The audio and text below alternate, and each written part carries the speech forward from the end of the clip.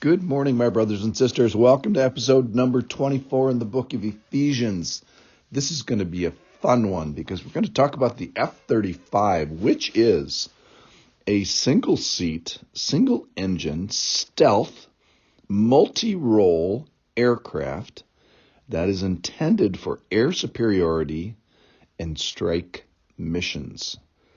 So this is a plane that was developed, a fighter plane, a U.S. fighter plane that was developed over the last 20 years at the cost of about $500 billion, which if you do the math, means that every plane costs $500 million, which is unbelievable. And it has made the news recently here because the mission capability of the plane has gone down from 65%, which is a horrible number, down to 54%, which is even a more horrible number. That means of the 890 F-35s that we've got out there, only 480 of them are battle ready. So they're not ready to go out and do the mission to which we're paying all this money.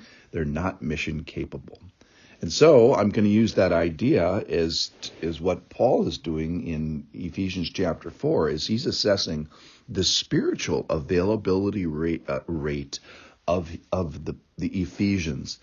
And he's looking at the characteristics of the functioning units in the whole body. So you have, individual airplanes, individual peoples, and then you've got a system in the church. And the idea, verse 16, 4:16, is our verse today. From whom the whole body, joined together, held together by every joint with which it is equipped, when each part is working properly, makes the body grow so that it builds itself up in love.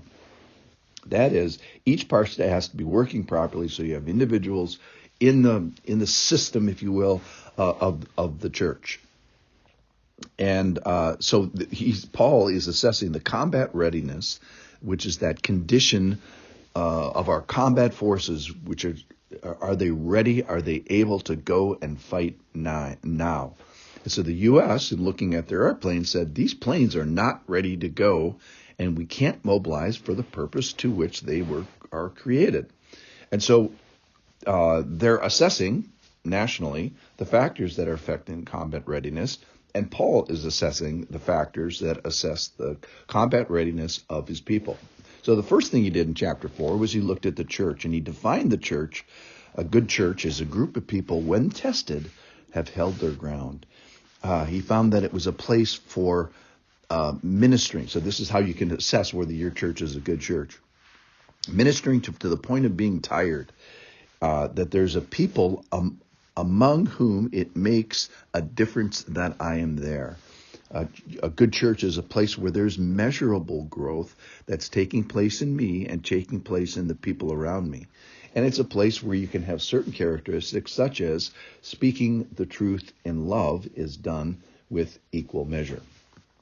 So the Lord has gone to great trouble to give gifts to men, and he has expressed his grace in the things that he's given to individuals and in the system that he has made. So this aircraft was made in a whole system. They called it the Joint Strike JSF, the Joint Strike Fighter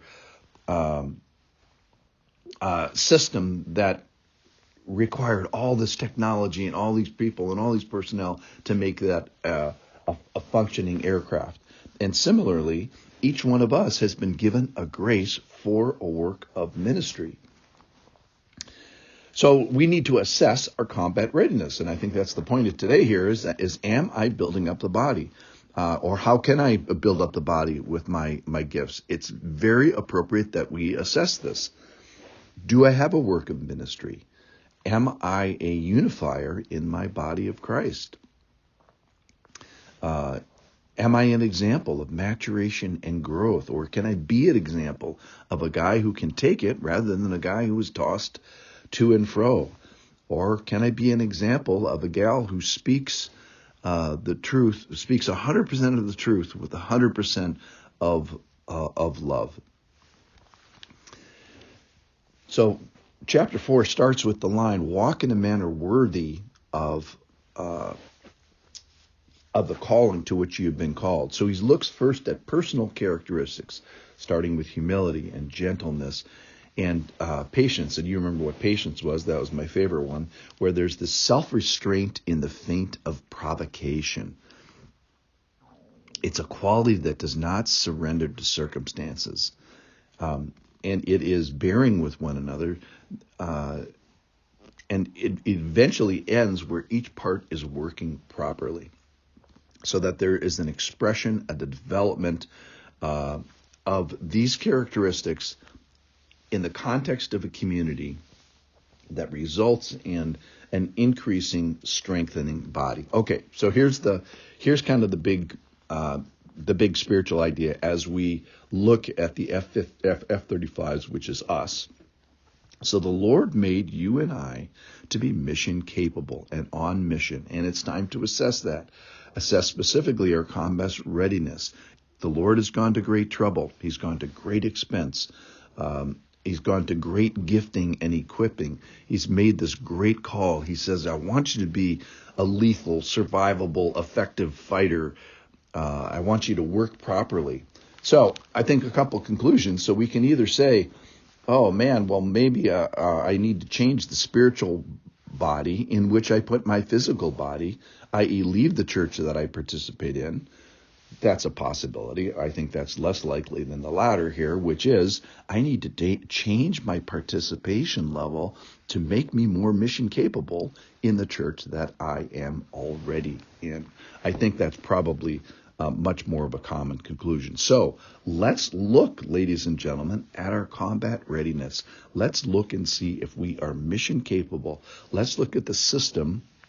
Let's look at the church where I am being developed, and then let's look at my individual plane, which is who I am, and look at the individual characteristics of the things that I may need to work on to be mission capable and on task. Let's go out and be mission capable. Thanks for listening.